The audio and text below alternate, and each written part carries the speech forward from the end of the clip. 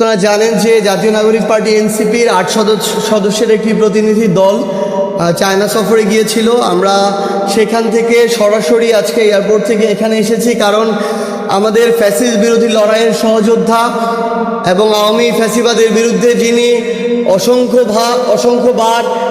নিজের রক্ত দিয়েছেন, রাজপথে লড়াই করেছেন, আমাদের অভ্যুত্থানের সহযোদ্ধা, বাংলাদেশের অন্যতম রাজনৈতিক দল গণ অধিকার পরিষদের সংগ্রামী সভাপতি আমাদের নুরুল হক নূর ভাই, তার উপরে আপনারা দেখেছেন যে কয়েকদিন আগে কিভাবে একটা রক্তাক্ত হামলা হয়েছে। বাংলাদেশের একটা প্রতিষ্ঠিত রাজনৈতিক দলের একজন সভাপতিকে এভাবে আর্মির সৈনিক আর পুলিশের কনস্টেবল দিয়ে আঘাত করে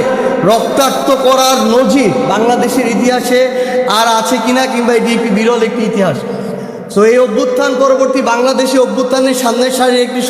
একজন সহযোদ্ধার সাথে এই ঘটনা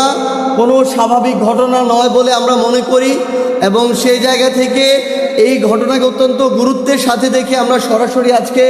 আমাদের সহযোদ্ধা গণ অধিকার পরিষদের সভাপতি নুরুল হক নূর ভাইকে দেখতে এসেছি। আপনারা জানেন যে তার শরীরের নাক, মাথা, বুক থেকে শুরু করে একাধিক জায়গায় ফ্র্যাকচার রয়েছে এবং তিনি এখনও ঢাকা মেডিকেলের আইসিইউতে রয়েছেন। আমরা তার উত্তরোত্তর সুস্থতা কামনা করছি এবং ইতিমধ্যে এই বিষয়ে বিচারিক প্রক্রিয়ার জন্য যে তদন্ত কার্যক্রম শুরু হয়েছে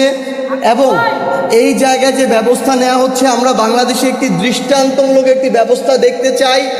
কোনো ধরনের অপকর্ম, ষড়যন্ত্রকে বিন্দুমাত্র প্রশ্রয় দেওয়া হবে না। জনগণ রাজপথ যেভাবে বেছে নিয়েছিল ফ্যাসিস্ট তাড়ানোর জন্য, ফ্যাসিস্টদের পক্ষে যে কোনো ষড়যন্ত্র মোকাবেলা করার জন্য প্রয়োজনে আবার রাজপথ বেছে নেবে বাংলাদেশের এই ছাত্র